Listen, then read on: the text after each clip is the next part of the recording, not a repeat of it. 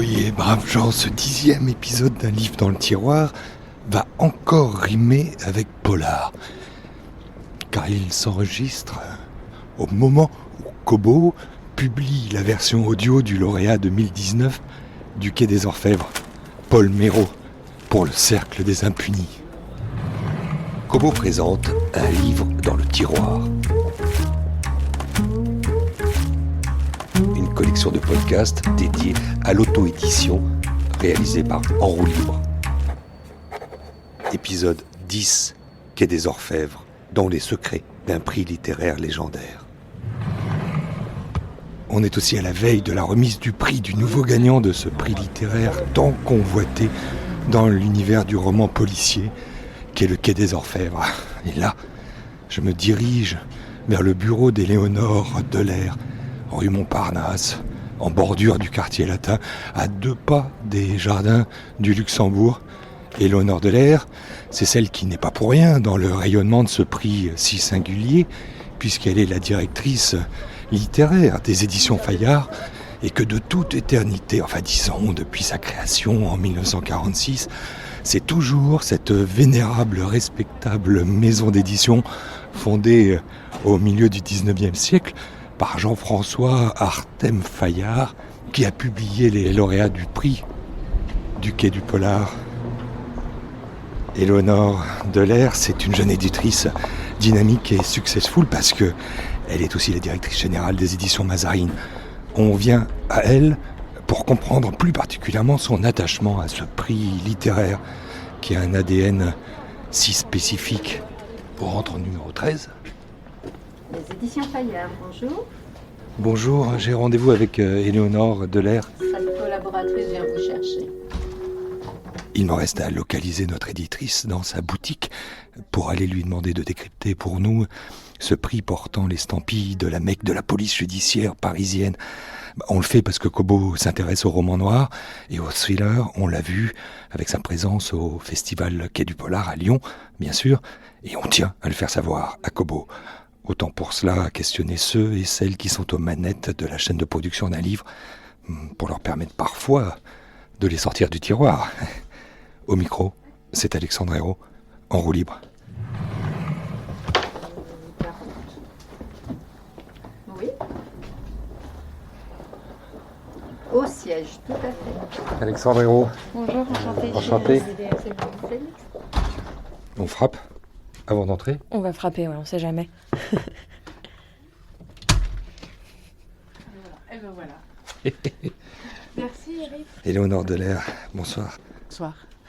Je disais à votre assistante qu'il n'y avait pas 148 marches à monter au moins, et puis il y avait un ascenseur. Il y avait un ascenseur, c'est très pratique chez nous. Mais vous n'êtes pas perdu? Eh ben non, j'étais sous bonne garde. Elle est venue vous chercher, elle vous a ramené jusqu'ici. Et puis, évidemment, j'évoquais les 148 marches du Quai des Orfèvres. Les 148 marches du Quai des Orfèvres, mais on n'oserait pas se comparer. C'est une maison d'édition, ce n'est pas le 36. Ah oui, c'est une maison d'édition, mais qui édite de toute éternité, enfin, depuis 1946. Ce fameux prix du Quai des Orfèvres, 71 parutions à notre date aujourd'hui, avec donc cette fidélité à ce prix littéraire un peu singulier. Éléonore Delair, c'est vous, en tant que directrice littéraire, qui en êtes, j'allais dire presque, dans les secrets de la gestation. Oh, je ne dirais pas que je suis dans les secrets de la gestation. C'est toujours un mystère comment est-ce qu'un livre est choisi. Et par notre jury, ils sont 22. Vous savez d'où vient pourquoi est-ce qu'ils sont 22 dans le jury?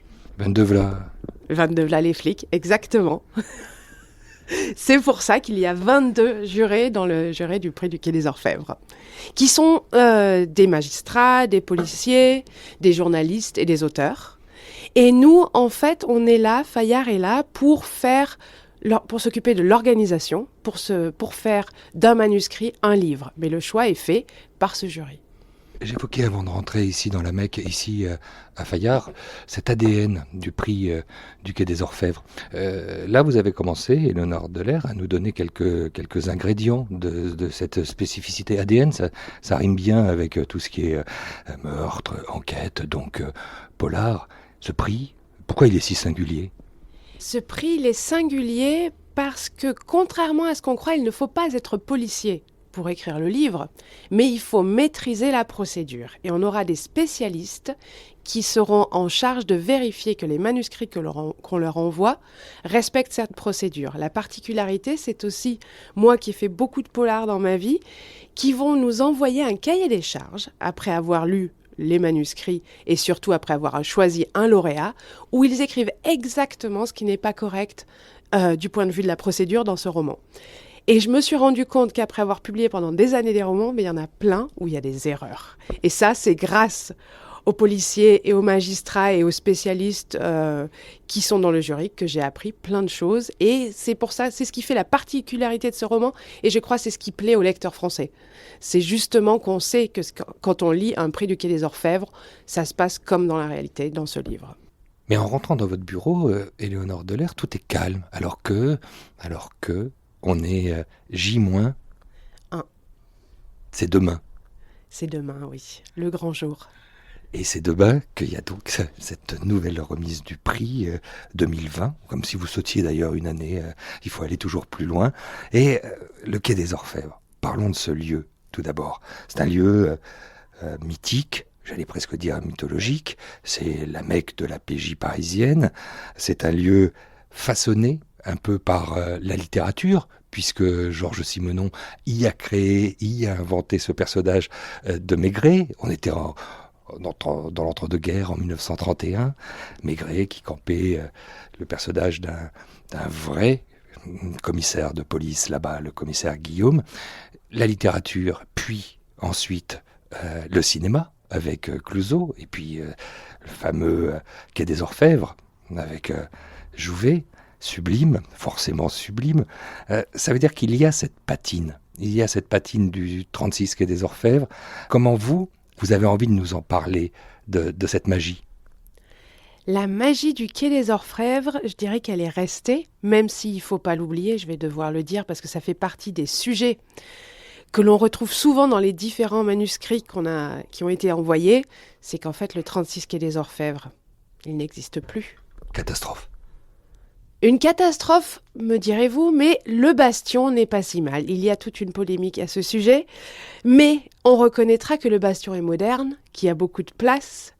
Bien sûr, il n'y a plus le grand escalier. Bien sûr, il n'y a plus les petites fenêtres. Mais on peut respirer et il y a toute la technologie. Et ça m'a vraiment surprise en lisant les manuscrits que nous avons reçus, c'est que beaucoup espèrent retourner un jour au 36 ou auraient aimé que le 36 soit encore là. Mais le Bastion a ses avantages, ce qu'ils reconnaissent eux aussi. Alors le Bastion, vous parlez déjà comme une initiée, Éléonore Delair. C'est la nouvelle rue qui abrite évidemment, non loin du nouveau palais de justice aussi, la nouvelle PJ parisienne. C'est au quartier des Batignolles, c'est loin, c'est plus au cœur de la cité. J'allais dire qu'il y a eu, quand je disais catastrophe pour Fayard, aussi le problème qui devait se poser, comment continuer à appeler un prix Quai des Orfèvres alors que le siège de la PJ n'est plus au Quai des Orfèvres. Mais il est toujours au 36. 36 rue du Bastion, exactement, oui. Donc c'est toujours, pour nous ça n'a pas changé, c'est toujours au 36.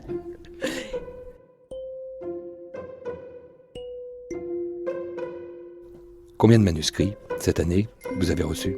On a reçu plus d'une centaine de manuscrits qui ont été envoyés comme chaque année jusqu'au 15 mars. Et nous avons eu donc du 15 mars jusqu'à mai pour choisir avec le secrétaire général du prix du Quai des Orfèvres les 6 finalistes qui ont ensuite été envoyés aux jurés qui sont... Ils sont combien? 22. Et pourquoi? Mais vous me l'avez déjà dit. 22 là les flics. Et ces jurés ont la particularité, pour beaucoup d'entre eux, de faire partie de la maison Poulaga, dit-on. Oui, ils en font partie. Ils sont aussi bien des policiers que des magistrats. On a des journalistes aussi et des responsables des médecins légistes et tout ça, justement pour respecter la procédure. Et il faut savoir qu'après, au moment où ils ont choisi un finaliste, ils nous envoient un cahier des charges avec toute la procédure à corriger dans le manuscrit. Et pour moi, qui ai fait beaucoup de polars dans ma vie, c'est vraiment particulier parce que je me suis rendu compte, grâce à ce cahier des charges, que j'avais publié pas mal de polars où il y avait des erreurs dans la procédure. Et ça, c'est la particularité. Même après avoir fait de nombreux polars, mon collègue et moi, on s'est rendu compte qu'en fait, on pouvait toujours apprendre de nouvelles choses parce que aussi la technologie change, les techniques changent, plein de choses changent, ce qui fait que avec chaque livre, on a l'évolution de la police et des technologies. Alors on va pas parler de celui qui va être décerné demain. Parlons de celui de l'année dernière, Paul Meurot, le prix 2019 avec le Cercle des Impunis. Il y a une bonne nouvelle, c'est que ce livre est aujourd'hui disponible chez Kobo en livre audio et on en écoute un extrait ensemble. Chapitre 1. Brixton. Ceux qui s'y sont aventurés n'en parlent jamais. Une localité moins fréquentable encore que l'enfer. Horriblement dangereuse, même pour ces fantômes rasant les murs. Dans ce quartier populaire de l'Est de Londres, le décor de la violence a la couleur de ces tuiles sombres. Dans la foule des victimes possibles, l'une d'elles n'avait pas eu le temps de s'en inquiéter. Sa vis s'était échappée par un orifice à peine visible à la base du crâne, aussi sûrement que le brouillard londonien prolongeait l'obscurité de la nuit. On est sur le macadam londonien. On devrait presque pas le dire, mais cette affaire va ensuite se régler en France, bien sûr, puisque l'une des règles d'or du prix du Quai des Orfèvres, c'est que toute la procédure soit faite ici sur le territoire national. Un flic J sur le pavé, bien amoché. Cette histoire, vous la résumeriez comment ? Un meurtre, un suspect, la police trouve la solution. C'est ça les ingrédients d'un bon polar, d'après vous, Éléonore Delair ? Non, il y a 50 millions de formes de polar. En fait, un polar, c'est un suspense. Et la particularité d'une autre, c'est qu'en fait, celui qui enquête est un policier. Vous ne pouvez pas avoir un prix du Quai des Orfèvres où l'enquêteur serait un journaliste, un auteur ou un présentateur de télé. Il faut toujours que ce soit un policier qui enquête et qui trouve l'explication à ce qui s'est passé. Quelques mots sur Paul Meurot, lui, a la particularité d'être un ancien, enfin d'être même toujours en activité dans un commissariat de Toulouse. Souvent, les auteurs ne sont pas évidemment obligés d'appartenir à la maison, mais qu'est-ce qui fait la particularité d'un manuscrit quand il a été écrit par un flic ? Alors, une chose qui est importante à savoir, c'est que n'importe qui peut envoyer son manuscrit pour candidater pour le prix du Quai des Orfèvres. Vous n'avez pas besoin d'être un policier, un commissaire, un gendarme ou quoi que ce soit pour devenir le lauréat. Ce qui est important, c'est que vous respectiez la procédure. La particularité d'un policier qui écrit un polar, il faudrait demander aux célèbres auteurs qui sont également policiers, mais la particularité, c'est qu'il connaît vraiment le terrain. On pourrait dire qu'il sait de quoi il parle. Et c'est en plus un policier qui sait de quoi il parle et qui a une plume et qui sait écrire. Il y a une fièvre du polar. C'est en train de devenir le genre préféré des Français. Personne ne s'y trompe. De plus en plus de titres sont publiés. Comment vous l'expliquez, cela ? De manière très simple, je pense qu'on est des voyeurs. Les lecteurs, l'être humain est voyeur. Et je crois que ça nous rassure. Je crois que ça nous rassure de nous dire, des fois j'ai des pensées sombres, mais je ne suis pas le seul. Mais ça ne fait pas de moi un criminel. Il y a aussi des auteurs de polars et de thrillers qui eux aussi ont des pensées sombres, sinon ils n'auraient pas écrit ces livres. Et depuis qu'on est enfant, vous le savez vous-même, qu'est-ce qu'on aime ? C'est se faire peur. Et la plus célèbre série, c'est, je les appelais toujours Fous-moi la frousse, et maintenant j'ai oublié Chair de poule, la série Chair de poule, que j'appelais Fous-moi la frousse. Vous avez des souvenirs de lecture, vous ? Petite, justement, de romans policiers ? Je me rappelle surtout de ma sœur qui lisait justement cette série Chair de poule que j'appelais Fous-moi la frousse, et ça l'énervait énormément que je l'appelle comme ça. Moi, ce que j'aimais bien, c'était le mystère. Mon favori, c'était le mystère de la chambre jaune. Et je me suis d'ailleurs acheté la bande dessinée dernièrement. Et c'était fascinant d'essayer de trouver comment un meurtre avait pu avoir lieu dans une pièce fermée. et se casser la tête. Et depuis, j'en ai lu beaucoup. Et j'aime d'un côté justement voir comment on peut aller dans les abysses et les coins les plus sombres et retors de l'esprit humain. Et je pense vraiment, et c'est un genre très en vogue actuellement, ce qu'on appelle le domestic crime, qui vient des États-Unis et d'Angleterre, c'est-à-dire le crime, mais à huis clos. Le crime dans la famille, c'est-à-dire à l'endroit où on serait le plus en sécurité, c'est là qu'ont lieu les crimes les plus crapuleux. Il y a, en termes de chiffres, des choses qu'on peut dévoiler. C'est un booster incroyable, recevoir le prix des Orfèvres. Oui, recevoir le prix du Quai des Orfèvres est un booster incroyable parce que les gens attendent ce livre, attendent ce prix. Et si vous voulez savoir plus de choses sur les chiffres, il suffit d'aller sur le site internet. Ils sont tous inscrits là. Donc c'est public. Mais c'est public, mais une éditrice comme vous, ici à Fayard, devrait être contente d'annoncer des chiffres avec 6 zéros. Oui, mais il faut pas tenter le diable. Faut jamais dire de chiffres. Ne pas tenter le diable, c'est toujours mieux. Mais ça vous transforme en commerçant, on ne parle pas de chiffres. Mais imaginez, après le livre n'a pas de succès, et ça sera de votre faute et la mienne. Parce qu'on aura dit des chiffres, donc il faut attendre. Si l'émission est un mois après la parution, on peut le faire. Le Cercle des Impunis s'est vendu à combien d'exemplaires, Éléonore Delair ? Plus d'une centaine de milliers de fois. Et puis aujourd'hui, il y a des secondes vies. Alors, je ne veux pas devenir mystique, mais enfin, par exemple, le livre audio permet à un livre de vivre différemment. Quel est le regard que vous portez, justement, sur cette seconde vie-là, sur le livre numérique ? Je ne sais pas si c'est une seconde vie. Je crois qu'il y a différentes formes pour un livre. C'est-à-dire, le lecteur de nos rêves, c'est celui qui achète le papier, qui s'achète le livre audio et aussi le livre numérique. Mais en fait, ça serait très pratique, vu qu'il le lit dans son lit, puis après il prend la voiture, donc il va l'écouter, et il continue, parce qu'il est dans le métro, il n'a pas pu emmener son livre, en le lisant sur tablette ou sur son iPhone. Ça serait le lecteur fantastique. Parfait. Mais enfin bon, il faudrait qu'il l'achète 3 fois. Et bientôt, il y aura peut-être des podcasts sur la façon dont le livre a été écrit. Voilà. Donc il y aura aussi des podcasts, donc voilà, bienvenue à la concurrence. Mais la particularité du livre audio, c'est que justement, on peut faire d'autres choses en même temps. Et on a toujours aimé, moi j'aimais ça quand j'étais petite aussi, qu'on nous raconte des histoires. Entendre une voix profonde, vous raconter une histoire, c'est très beau. Mais je suis tout à fait d'accord avec vous. Mais alors parlons de la spécificité aussi de Kobo, ce libraire particulier qui offre le livre numérique. Vous avez des réticences encore à le lire sur autre chose que du papier, ce manuscrit ?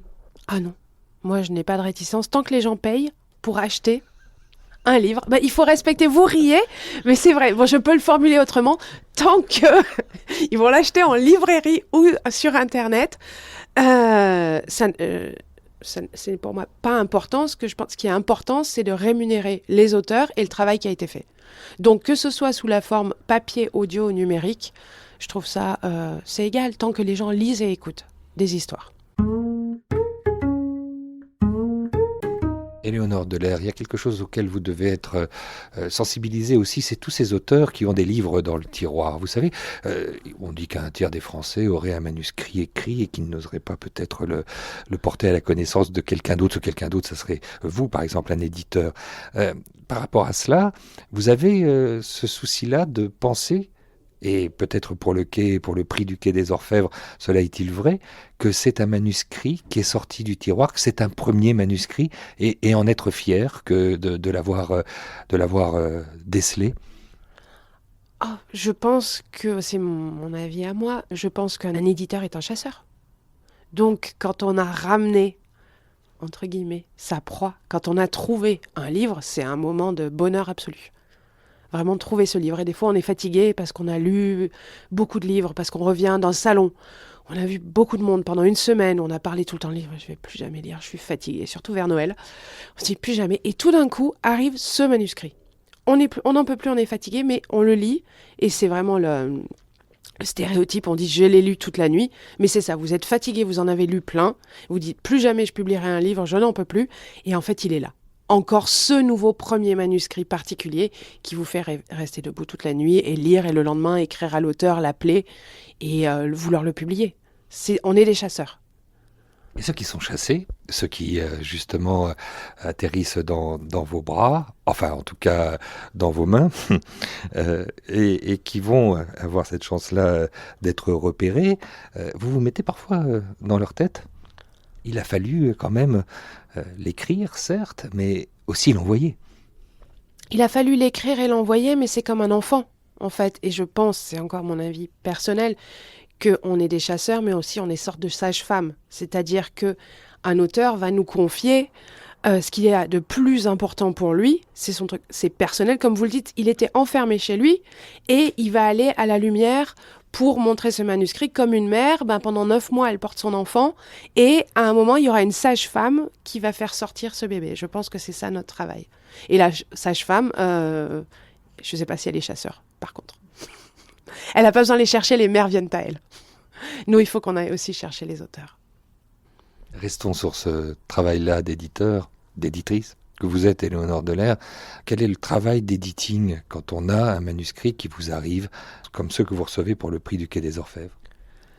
Il y a un travail d'editing, plus ou moins important. Ça dépend des auteurs. Quand on les choisit, bien sûr, on n'est pas là pour réécrire un livre. C'est pas le but. Donc on a toujours des auteurs qui ont un certain talent, qui ont une certaine capacité et une capacité à vouloir travailler avec nous aussi. Donc on leur en parle sincèrement. On leur dit, votre livre est parfait, mais il faudrait revoir tel et tel élément, de par mon expertise. Et le but, ce n'est pas de forcer quelqu'un. Le but, c'est de publier ensemble le meilleur livre. Donc la plupart du temps, les auteurs sont d'accord. C'est gentil de nous avoir reçus dans votre bureau ici, dans la rue Montparnasse, à la veille de la remise du prix 2020 du Quai des Orfèvres. Je vous laisse vous concentrer, procéder aux derniers préparatifs, j'imagine. Même sous la torture, vous n'avouerez pas.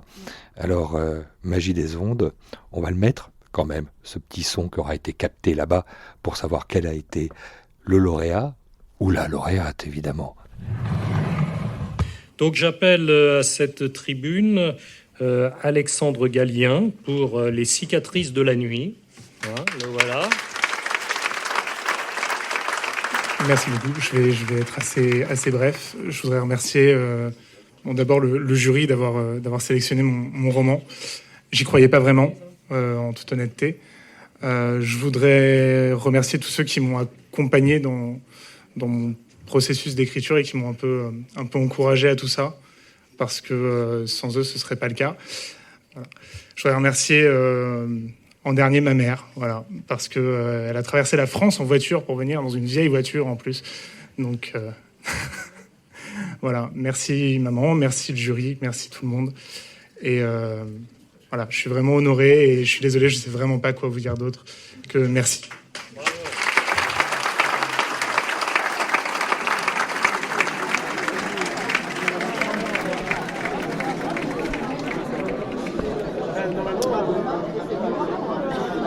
Alexandre Gallien, mes félicitations, toutes nos félicitations.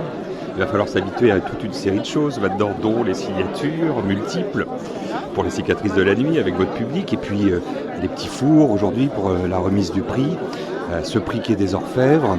Tout d'abord, vous l'avez dit, c'était la surprise. Oui, c'était la surprise, je m'y attendais pas du tout, et c'est le début d'une belle histoire, je pense. C'est une superbe aventure et je suis plus qu'honoré que le jury ait choisi mon roman. Et alors, quand je disais qu'il allait falloir s'habituer à toute une série de choses, ce sont aussi les interviews.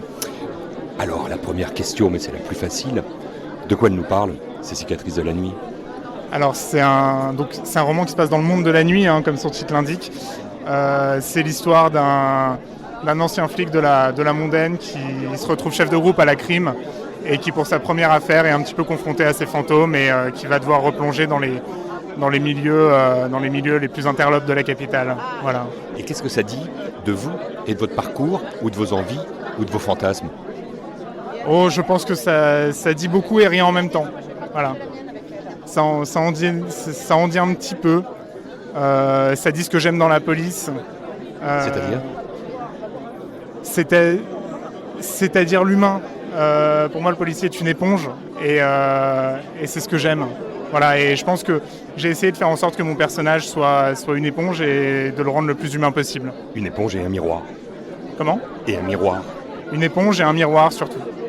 Voilà. Et puis la littérature policière, maintenant vous plongez plein dedans. Et puis ça va être... Charles Diaz, c'est le secrétaire général du prix. Vous l'aviez repéré, ce livre, et ça a été une évidence ? Ça a été un très bon cru. C'est un très bon cru. Et quand on l'a découvert, on a cru que c'était écrit par un vieux flic qui connaît toutes les ficelles. Un vieux flic comme vous ? Comme moi, ouais.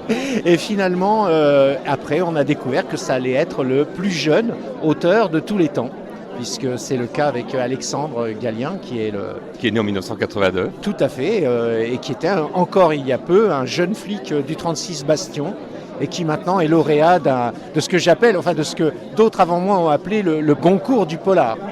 Ce qui est génial, c'est qu'en tant que secrétaire général de ce Goncourt du polar qui porte ce nom du Quai des Orfèvres, ce prix prestigieux, aujourd'hui, vous le dites, on est au Bastion, on est toujours au 36, on n'est plus au Quai des Orfèvres. Il n'y a pas eu un moment où on aurait eu envie de le débaptiser, ce prix ?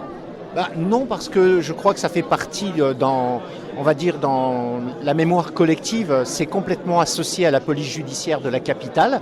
Bon, cette police judiciaire s'est déplacée dans des locaux modernes, parfaitement faits pour cela. Et finalement, toute l'histoire de la PJ l'a suivi ici. Là, si vous regardez dans cette salle, tout autour, les décorations, ce sont des tableaux qui représentent l'ancien 36. Et c'est extraordinaire comme mélange ici, la modernité des locaux et sur les murs, des tableaux qui rappellent les anciens locaux. C'est parfaitement réussi, quoi.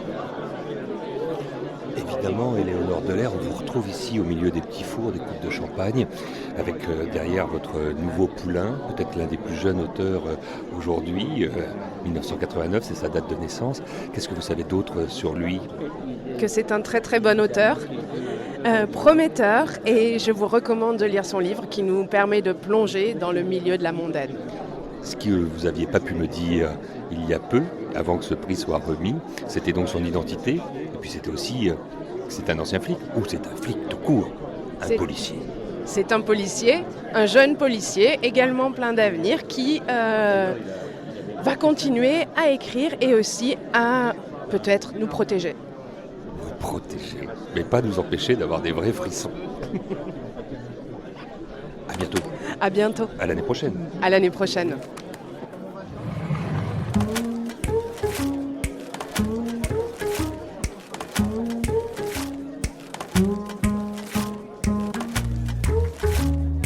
Ce 10e épisode, avec Éléonore Delaire des éditions Fayard, autour du prix Quai des Orfèvres 2020, est à retrouver sur toutes les applis et plateformes de podcast. N'hésitez pas à le liker, à le partager, ainsi qu'à lui attribuer plein de petites étoiles sur iTunes.